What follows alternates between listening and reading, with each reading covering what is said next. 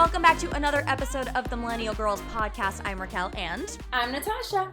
And we are super excited to have a very special guest on this episode. We're going to be talking about unapologetic confidence, and we found the perfect person to have on, Natasha. I know you love her so much, so you can give us a little scoop-de scoop as to how you found her. Yes. So it's actually crazy because, you know, we all have been looking up podcasts over the past year. It's becoming like this really booming industry, right? So there was one time that I was like looking up obviously something motivational because this guest is a person that talks about anything motivational, self-love advice. Like she gives tons of tips and it's like within like 15 minutes, which I love. Like it's quick, spiffy, to the point. And she is the owner of She Goes Company, and her podcast is called Empower Her. So welcome, Kacia, to the podcast, Millennial Girls. Yay, I'm so excited. Thank you guys so much for having me. I'm pumped to dive into all things, whatever we want to talk about. Let's leave them feeling pumped up. I'm here for it. I know. We're for sure. super And excited. It's funny because when I had first looked into podcasts just in general, like looking up something to follow, something to listen to on my drive, this is probably like 2 years back. And one of the podcasts, not podcast, but it's like, I think it's a radio channel in San Diego. It's like Hay House Radio. And so that was kind of something that I had first like dipped my toes into with podcasting. And then I somehow came around to yours. And that's like when I started following yours as well. So like anytime I remember to be like walking on the beach and it'd be like, you know, like I'm not feeling too good today, or, you know, I needed like some kind of like motivation or like some, I don't know, just like positive tips to something to like get my mind shifted. And then that's how I discovered your podcast. So I'm super excited to have you on. I love it. I'm pumped to be here. Thank you so much. And I know that your podcast is about building your life you really love. And I feel like between that, you really have to have a lot of confidence. And obviously, unapologetic confidence is the theme of today's show. But I feel like with that comes a lot of, I don't know, misunderstandings. People may think it makes them feel uncomfortable if you're super overly confident. So why do you think so many people think it's like intimidating to be unapologetically confident? Yeah, because I think often when we want something in ourselves and we see someone else exuding it, we have to tell ourselves a story about that. And for me, I've been really intentional about making confidence a progression, because I think sometimes we talk about like other people, or let's say women in general. We're like, oh, that person's unapologetically confident. Well, she didn't just arrive there, just like you don't arrive at like a 6-pack abs if you do like one ab workout, even though we want that, right? It's something that's like a muscle that you build every single day. Or I even like to think of it like a bucket. Like you have a confidence bucket, and every single time that you show up and keep a promise to yourself and do the thing that you said that you're going to do after the feeling that you said it and is gone, or you step into being more you, asking for what you want, raising your hand, saying that thing that you know that you need to say, that's putting a deposit into your confidence bucket. So I think sometimes when we don't critically think about what it actually takes to build confidence, it's easy to write it off as, oh, that person just has confidence. It's off-putting. But in reality, it's like if it's authentic, she's worked her butt off to get there. And we have to acknowledge that and kind of peel back the conversation and the story that we're telling ourselves about what confidence actually is. And then there's less resistance with it, right? I was going to say, I feel like for me, just thinking about my journey with confidence and just getting to the point of where I've become with my career too, like it definitely comes with growing pains, because there always comes a pivotal point, I feel like, in everyone's lives that they're like sink or swim, right? So you either have to be like, okay, I fully take, I don't know, for us, creative, you know, control, and I feel like this is really what we need to do, and I need to be confident about this, or else it's just gonna go to the wayside, or no one's gonna want to let me do this. So I definitely think it's something that comes with growing pains, Natasha. I'm sure you do as well, or, you know, how do you kind of...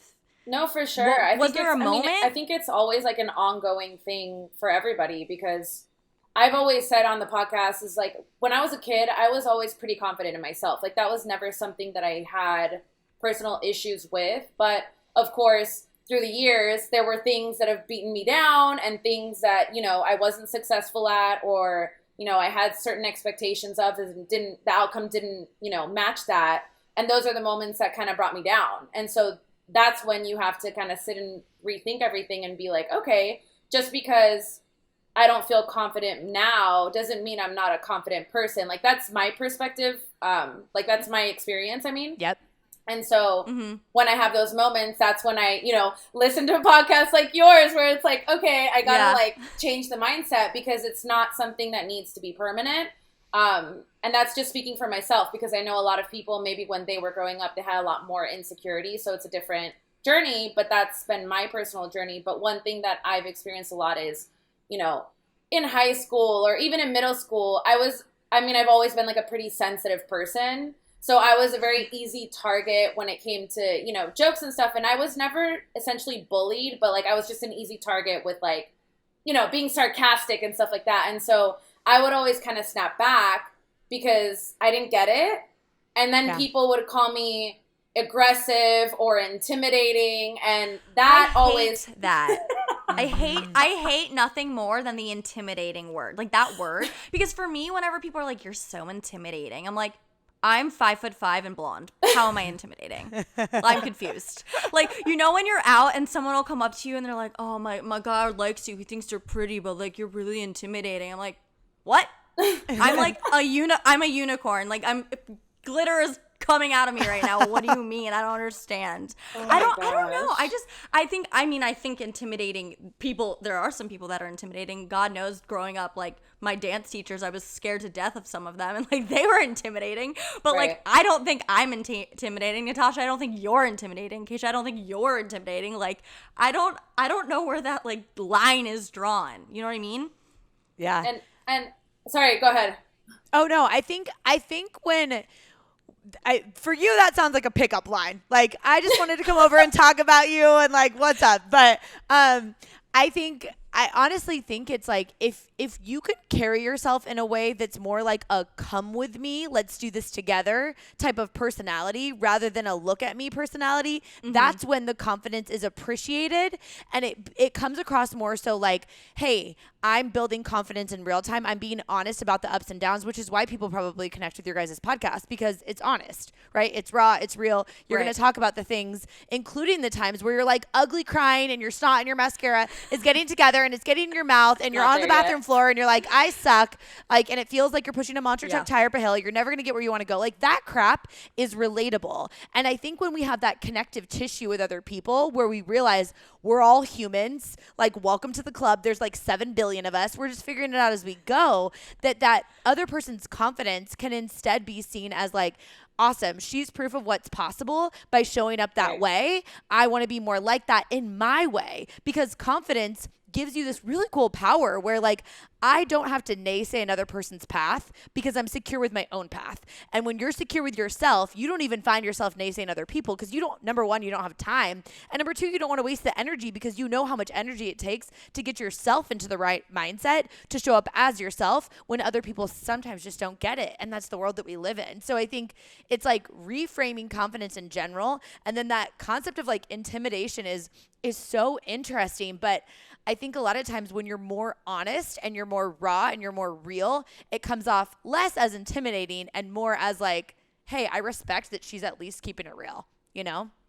Right. Yeah, I definitely agree. And how do you think, like, how can you get to a point where you're confident enough in yourself to be unapologetically confident? Because I think there's definitely also a line between being like, I'm getting the confidence, we're slowly getting there, okay, and now it's like, bam, I'm here, I'm confident with myself, I'm self-loving, is happening right now. So Kacia, this question I feel like is for you. Just how do you think you can get to a point where you're like, okay, this is where I need to be. This is it. I'm going to be taken off. Everything's going to be going in the right direction. Yeah.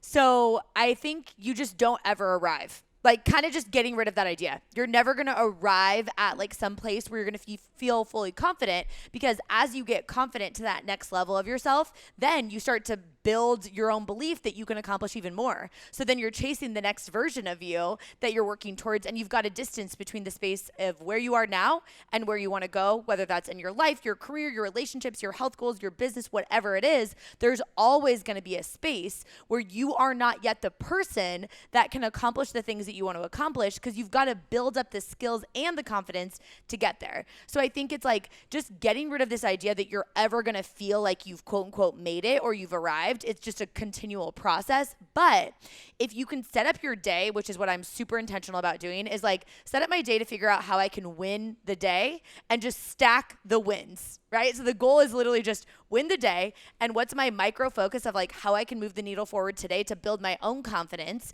and then what's the macro vision of where I want to go, because I'm not yet that person yet, but I'm qualifying myself in the process to handle that next stage. So could I be more confident than I am now? Hell yes. And anyone that's saying that they're the most confident version and they have rainbows, butterflies, and happy little unicorns coming out of their butt all day, they're literally lying. They're lying. And then those are the people that you probably don't vibe with because you know that it's bullshit, right? I don't know if I can say shit. I said shit twice. Can. I don't know. Okay. You can.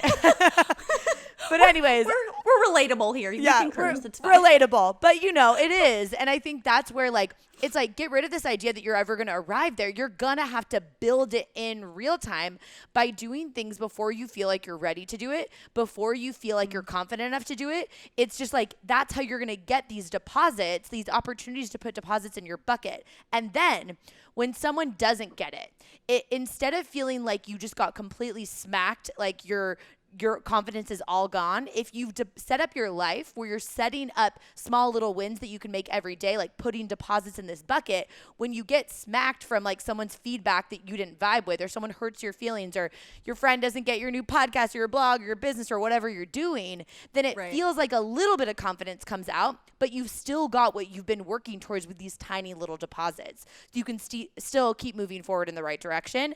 And that's how I am where I'm at now, is I didn't have the expectations that I was ever going to get there and arrive, and all of a sudden it was going to be easy. It was just going to be the next level of me was coming, and I was going to have to figure out how to navigate all of the emotions tied to that next level. For sure. Okay. And I love the concept of stacking the wins. Like that's something that we've talked about on the podcast too, but I like the way that you kind of worded that, because we always talk about, big wins, but, it takes those little ones to kind of get to that, the big one, right? Yeah. It's really hard for us to reward ourselves along the way, and then it kind of discourages you from getting to the end goal, right?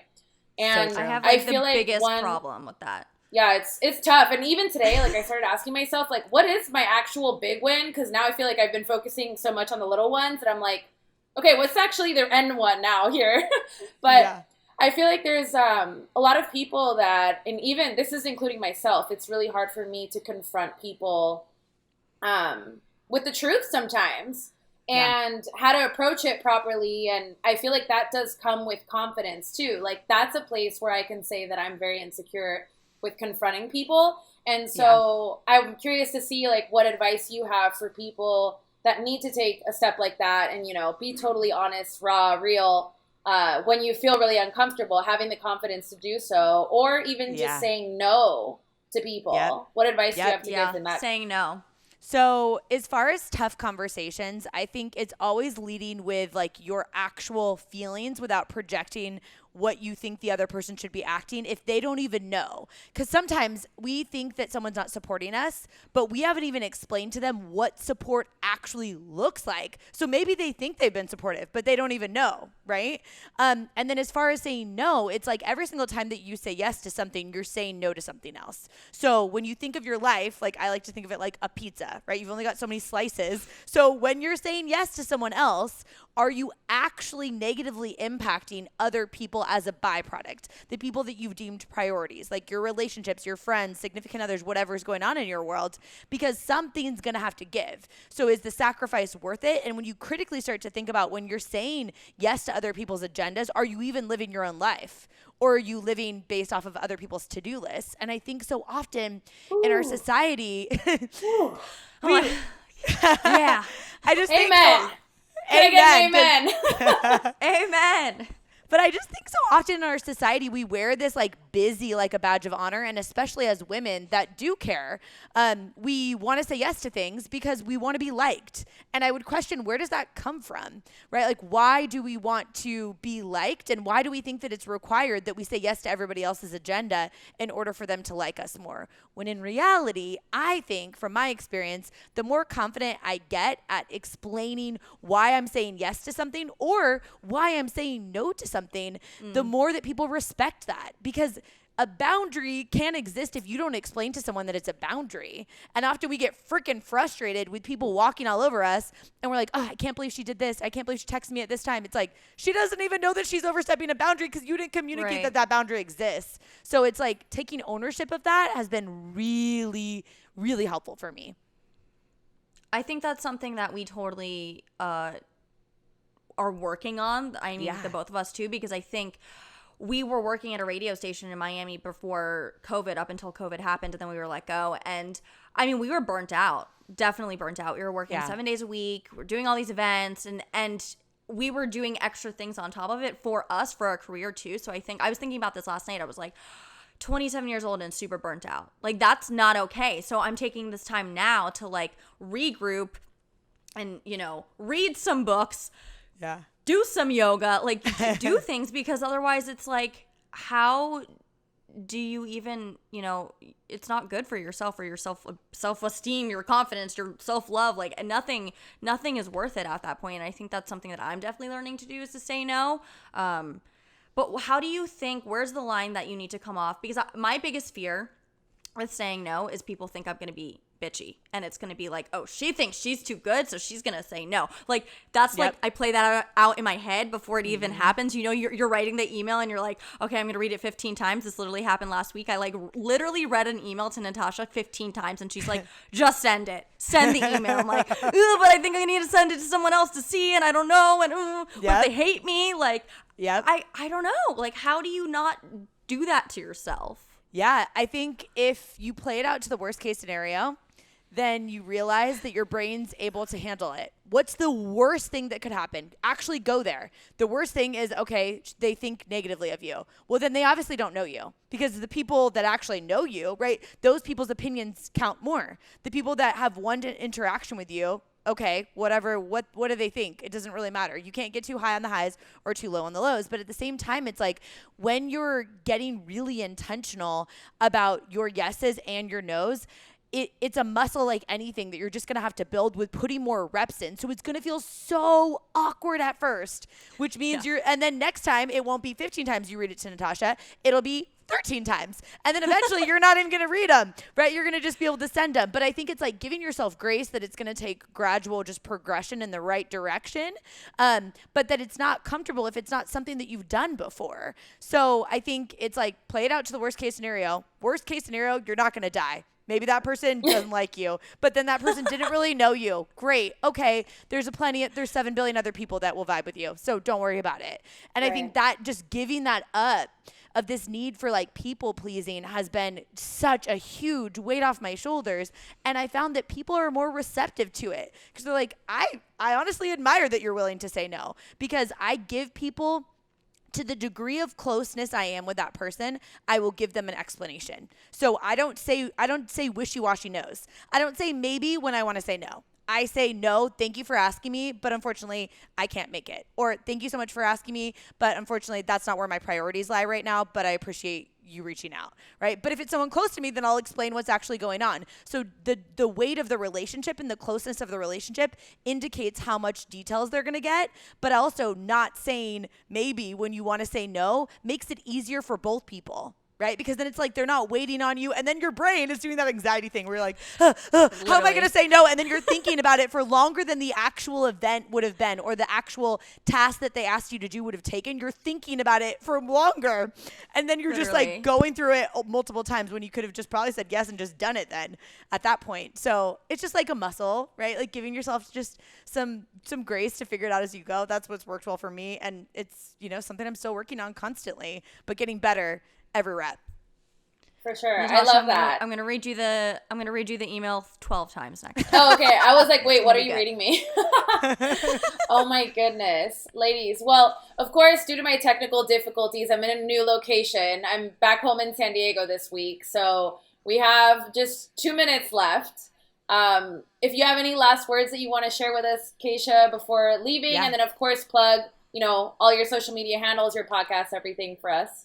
Yeah. So one thing I want to leave you with is if you're working, to the listeners, if you're working on a goal or something in your life right now, get really freaking intentional about how you're labeling the space between where you are now and where you want to go. And the story that you're telling yourself about how capable you are of getting where you want to go, and understanding that this season and the stage that you're in that you often want to wish away, this season serves you because it's building character. It's building the skills that are going to help you handle that next level. So don't wish away days and don't wish you're at the next thing. Just kind of savor it and see what can I learn here? How can I grow through this? How can I keep getting better? And that's going to make it so much better when you get there, you know? And my podcast is called Empower Her. On social media, it's Kacia.Fitzgerald, Kacia. And I love you guys. Thanks for having me. Love this is so you fun. Thank you. Thank you so much for coming on. Natasha, I am so happy we had her on. I love her. I needed that for I know, that was so awesome. my mental health and being and everything. Oh, love her. You guys got to check her out. But of course, we want to shout out someone before we go. Nicole, thank you so much for being such an awesome follower and always sharing everything. And don't forget, We guys. appreciate you. Yes, don't forget to leave a 5-star review for us if you are listening to us on Apple Podcasts. Yes, all of that's really helpful. Anything, sharing, and of course, following us on Apple, subscribing to YouTube, and then if you want any updates on the podcast, of course, follow us at Millennial_girls on Instagram. All of our updates come out there, and of course, new episodes every Wednesdays at 10 a.m. Eastern. Peace, love, and unicorn, guys. Peace, love, unicorns. Bye, guys. Bye.